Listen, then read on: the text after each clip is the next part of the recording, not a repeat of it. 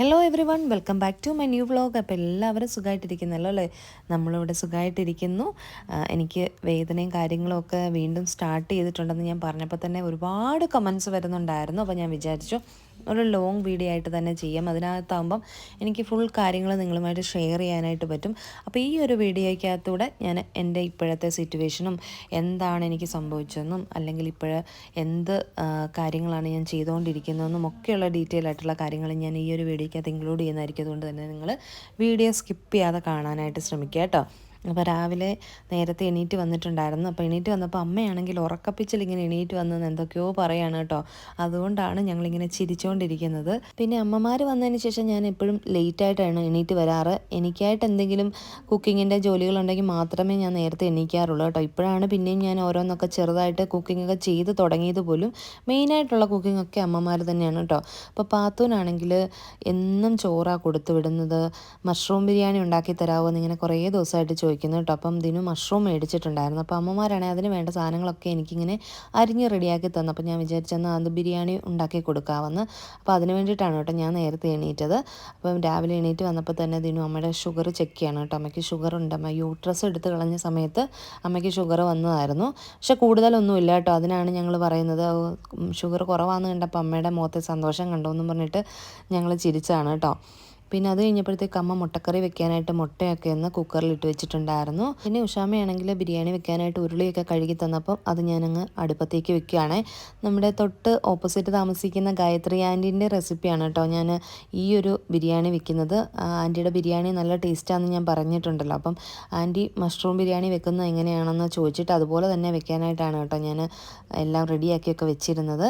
അങ്ങനെ ഉരുളിയൊക്കെ വെച്ച് ചൂടായി വന്നു കഴിഞ്ഞപ്പോഴത്തേക്കും ഞാൻ പെട്ടെന്ന് റെസിപ്പി ഒന്ന് പറഞ്ഞു കുറച്ച് ഓയിൽ ഒഴിച്ചു കൊടുക്കുന്നുണ്ട്. കൂട്ടത്തിൽ തന്നെ നമ്മൾ കുറച്ച് ഗീയും കൂടെ ആഡ് ചെയ്ത് കൊടുക്കുന്നുണ്ട്.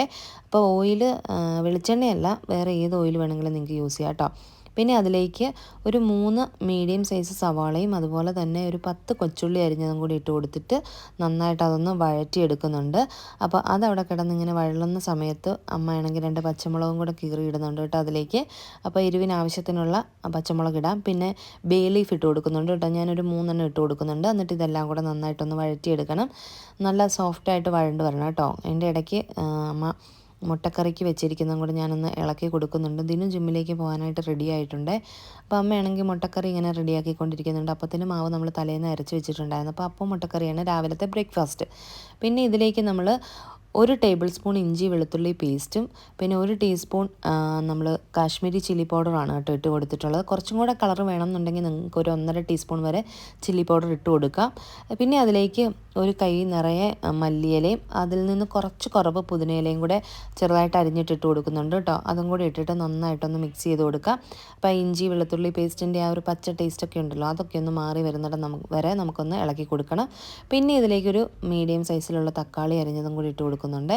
എന്നിട്ട് ഈ തക്കാളി നല്ലോണം ഒന്ന് സോഫ്റ്റായിട്ട് വരാൻ വേണ്ടിയിട്ട് നമുക്ക് അടച്ച് വെച്ചിട്ടൊന്ന് വേവിച്ചെടുക്കാം. അപ്പോൾ അത് ഞാനിങ്ങനെ അടച്ച് വെച്ചിട്ടൊന്ന് കുക്ക് ചെയ്യാനായിട്ട് വെച്ചിട്ടുണ്ട്. അപ്പോഴേക്കും തനു ഇതാ ഉറക്കമൊക്കെ കഴിഞ്ഞിട്ട് കണ്ണ് പോലും തുറക്കാതെയാണ് കേട്ടോ എണീറ്റ് വരുന്നത്.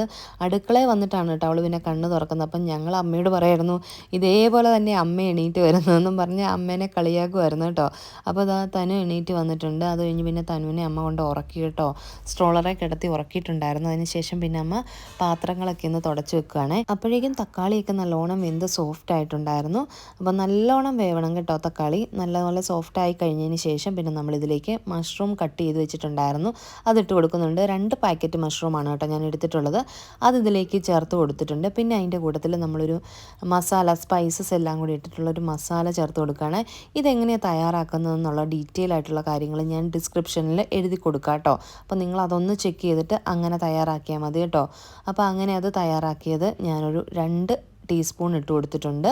പിന്നെ ഇതിലേക്ക് ചേർത്ത് കൊടുക്കുന്നത് 1 ടീസ്പൂൺ മല്ലിപ്പൊടി, ഒരു 1/4 ടീസ്പൂൺ ഗരം മസാല, പിന്നെ ബിരിയാണി മസാല നമ്മൾ ശക്തി ബിരിയാണി മസാല യൂസ് ചെയ്യണമെങ്കിൽ അതാണ് കേട്ടോ കൂടുതൽ ടേസ്റ്റ്. ഈ ഒരു കറക്റ്റ് തമിഴ്നാട് ബിരിയാണിയുടെ ടേസ്റ്റ് കിട്ടണമെങ്കിൽ ശക്തിയുടെ ഈ ഒരു മസാല ട്രൈ ചെയ്താൽ നന്നായിരിക്കും കേട്ടോ. അതും കൂടെ ചേർത്ത് കൊടുത്തിട്ട് നന്നായിട്ടൊന്ന് മിക്സ് ചെയ്തിട്ട് ആ പൊടികളുടെ പച്ചമണം മാറാൻ വേണ്ടിയിട്ട് ഞാനൊന്ന് അടച്ച് വെച്ചിട്ടുണ്ടായിരുന്നു. തനു നല്ല ഉറക്കമാണ് കേട്ടോ. അങ്ങനെ തനു ഉറങ്ങുന്ന സമയം കൊണ്ട് പണികളൊക്കെ പെട്ടെന്ന് എല്ലാവരും തീർക്കുകയാണ്. അങ്ങനെ നമ്മുടെ മസാലയൊക്കെ ഏകദേശം റെഡി ആയിട്ടുണ്ട്. അപ്പോഴേക്കും ഞാൻ അരമണിക്കൂർ മുന്നേ തന്നെ ജീരകശാല റൈസ് കുതിർക്കാനായിട്ട് വെച്ചിട്ടുണ്ടായിരുന്നു. ഇതിപ്പോൾ 250 ml കപ്പിൽ 3 കപ്പ് അരിയാണ് കേട്ടോ ഞാൻ എടുത്തിട്ടുള്ളത്.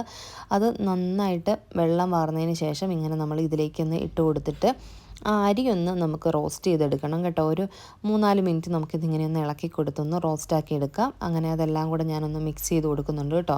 അങ്ങനെ അരിയൊക്കെ നന്നായിട്ട് റോസ്റ്റായി വന്ന് അതെല്ലാം മിക്സ് ആയി കഴിയുമ്പോൾ ഇതിലേക്ക് നമുക്ക് വേണ്ട വെള്ളം ചേർത്ത് കൊടുക്കാം. അപ്പോൾ ഞാൻ ആദ്യം ചേർത്തിരിക്കുന്നത് 1 കപ്പ് തേങ്ങാപ്പാലാണ് കേട്ടോ. 1 കപ്പ് തേങ്ങാപ്പാലിൻ്റെ കൂട്ടത്തിൽ 3.5 കപ്പ് തിളപ്പിച്ച് വെള്ളവും കൂടെ ചേർത്ത് കൊടുത്തിട്ടുണ്ട്. അപ്പം 3 കപ്പ് അരിക്ക് മൊത്തത്തിൽ 4.5 കപ്പ് വെള്ളമാണ് കേട്ടോ ചേർത്ത് കൊടുത്തിട്ടുള്ളത്. അതിൽ 1 കപ്പ് തേങ്ങാപ്പാലുമാണ് ചേർത്തേക്കുന്നത്. അതിനുശേഷം പിന്നെ നമ്മൾ ആവശ്യത്തിന് ഉപ്പിട്ട് കൊടുക്കുക. എന്നിട്ട് ടേസ്റ്റ് നോക്കുക കേട്ടോ, ഉപ്പൊക്കെ കറക്റ്റാണോ പാകത്തിനാണോ എന്നറിയാൻ വേണ്ടിയിട്ട്. പിന്നെ ഇട്ട് കഴിഞ്ഞാൽ നമുക്ക് കറക്റ്റ് ആവത്തില്ല. അതുകൊണ്ട് ഈ സമയത്ത് തന്നെ പാകത്തിനാണോ എന്ന് നോക്കുക. എന്നിട്ടതൊരു മീഡിയം ഫ്ലെയിമിൽ വെച്ചിട്ട് തിള വന്നു കഴിയുമ്പോൾ നമുക്കങ്ങ് അടച്ച് വെക്കാം. അത് അവിടെ ഇരുന്നൊന്ന് കുക്കാവട്ടെ കേട്ടോ. അപ്പോൾ പിന്നെ ഞാൻ പാത്തുവിനെ വിളിച്ചെണീപ്പിക്കാനായിട്ട് പോയതാണ് കേട്ടോ. ടൈമായി എഴുന്നേക്കാനും പറഞ്ഞ് അവളെ പോയി വിളിച്ചെണീപ്പിച്ച്. അപ്പം നമ്മുടെ ബിരിയാണിയൊക്കെ ഇത് കണ്ടില്ലേ, നമ്മുടെ റൈസൊക്കെ നന്നായിട്ട് വെന്ത് വരുന്നുണ്ട്. അപ്പോൾ ഇടയ്ക്കൊന്ന് ഇളക്കിയിട്ട് കൊടുക്കണം, അടിക്ക് പിടിക്കാതിരിക്കാൻ വേണ്ടിയിട്ട്. കുഴഞ്ഞു പോവാതെ ഇളക്കണം കേട്ടോ. ചിലർക്കാണെങ്കിൽ ബിരിയാണി കുറച്ച് കുഴഞ്ഞിരിക്കുന്നതായിരിക്കും ഇഷ്ടം, ചിലർക്കാണെങ്കിൽ വിട്ട് വിട്ട് കിടക്കുന്നതായിരിക്കും. അപ്പോൾ നിങ്ങളുടെ ഇഷ്ടത്തിനനുസരിച്ചിട്ട് കുറച്ച് കുഴയണം എന്നുണ്ടെങ്കിൽ ഞാനിപ്പം 4.5 കപ്പ് പറഞ്ഞ വെള്ളത്തിൽ നിന്ന് 4.25 കപ്പ് വരെ വെള്ളം വേണമെങ്കിൽ നിങ്ങൾക്ക് യൂസ് ചെയ്യാം കേട്ടോ.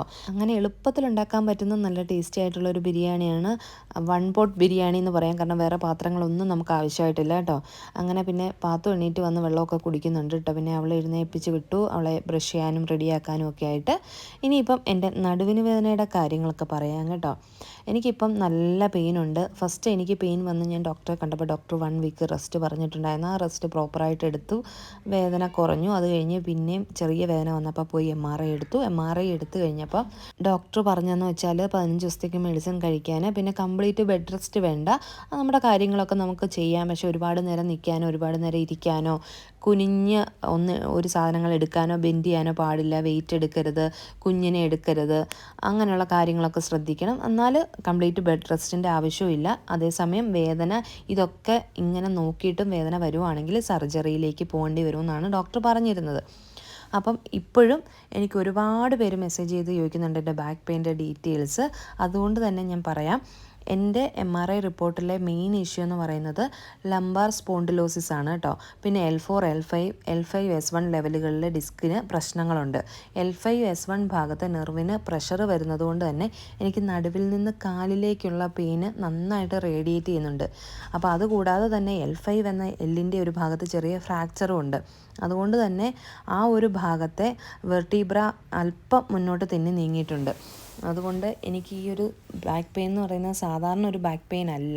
ഈ ബാക്ക് പെയിൻ വന്ന് ഹോസ്പിറ്റലിൽ പോകുന്ന വീഡിയോ ഇട്ടപ്പോൾ മുതലാണ് എനിക്ക് ഒരു കാര്യം മനസ്സിലായത്. ഈ ഒരു വേദനയുമായിട്ട് മല്ലിടുന്ന ഒരുപാട് സ്ത്രീകളുണ്ടെന്ന്. എൻ്റെ ഈ ഒരു വീഡിയോൻ്റെ കമൻറ്റ് സെക്ഷൻ നോക്കിയാൽ നിങ്ങൾക്കത് മനസ്സിലാകും കേട്ടോ. അതുപോലെ ദിവസവും എനിക്ക് പേഴ്സണൽ മെസ്സേജസ് വരാറുണ്ട്. അതിൽ 80% ആളുകൾക്കും disc problems, nerve compression, radiating pain, slip disc, lumbar spondylosis പോലുള്ള പ്രശ്നങ്ങളാണ് മെയിനായിട്ടും പറയുന്നത്. പിന്നെ ഞാനൊരു ഡോക്ടറൊന്നുമല്ല, അതുകൊണ്ട് തന്നെ കൃത്യമായൊരു എക്സ്പ്ലനേഷൻ തരാനായിട്ട് ഞാൻ ആളുമല്ല. പക്ഷേ എൻ്റെ അനുഭവത്തിൽ പ്രായം കൂടുന്തോറും സ്വാഭാവികമായിട്ട് നമുക്ക് ഒട്ടുമിക്ക ആളുകൾക്കും തേയ്മാനം സംഭവിക്കാറുണ്ട്. എല്ലാവർക്കും ഒരേ കാരണത്താലല്ല ഈ പ്രശ്നങ്ങളൊന്നും വരുന്നത്. നമ്മുടെ ജോലിയുടെ സ്വഭാവം, ഭാരമുള്ള വസ്തുക്കൾ ഉയർത്തുമ്പോൾ, ദീർഘനേരം ഇരുന്നിട്ടുള്ള ജോലികൾ ചെയ്യുന്നവർ, നടുവിന് അമിതമായിട്ടുള്ള പ്രഷർ കൊടുത്ത് എന്തെങ്കിലും ജോലി ചെയ്താൽ പെട്ടെന്നുള്ള വീഴ്ചകൾ, ശരീരത്തിന് വേണ്ടത്ര വിശ്രമം കിട്ടാതെ വരിക, പിന്നെ പ്രസവശേഷം ഉണ്ടാകുന്ന ശാരീരിക മാറ്റങ്ങൾ, ഈവൻ നമ്മൾ ഫീഡ് ചെയ്യാനായിട്ട് ഇരിക്കുന്ന പൊസിഷൻ വരെ ഇതിന് കാരണമാകും. പിന്നെ മറ്റൊരാളുടെ അനുഭവം കേൾക്കുമ്പോൾ നമുക്കൊരു ധൈര്യവും ആത്മവിശ്വാസവും കിട്ടും അല്ലേ. എനിക്ക് മാത്രമല്ല, എന്നെപ്പോലെ ഒരുപാട് പേരുണ്ടെന്ന് മനസ്സിലാക്കുമ്പോൾ ഒരു ആശ്വാസമാണ്. ഇതുപോലുള്ള വേദനകൾ പലരും നിസ്സാരമായിട്ട് കാണാറുണ്ട്. ഞാനും അങ്ങനെ തന്നെ കണ്ട ഒരാളാണ്. കുറച്ച് ദിവസം റെസ്റ്റ് എടുത്താൽ മാറുമെന്ന് കരുതി നമ്മൾ മുന്നോട്ട് പോകും. പക്ഷേ പ്രോപ്പർ ട്രീറ്റ്മെൻറ്റ് വേണ്ട അവസ്ഥ തന്നെയാണിത്. അതുകൊണ്ട് ഞാൻ എൻ്റെ അനുഭവം തുറന്നു പറയുന്നത് കൊണ്ട് ഈ പ്രശ്നത്തിലൂടെ കടന്നു പോകുന്ന ഒരാൾക്കെങ്കിലും ഇത് ഉപകാരപ്പെടുമെന്ന് വിചാരിക്കുന്നു. ഇതൊരു മാരക രോഗമായിട്ട് കാണണ്ട, പക്ഷേ നിസ്സാരമായി തള്ളിക്കളയാനും പാടില്ല. ഈ വേദനയുടെ സീരിയസ്നെസ് മനസ്സിലാക്കാനും സമയത്ത് ഡോക്ടറെ കാണാനും ശരിയായ ചികിത്സ തേടാനും ഈ ഒരു വീഡിയോ ചെറിയ സഹായകമാകുമെന്ന് ഞാൻ പ്രതീക്ഷിക്കുന്നു.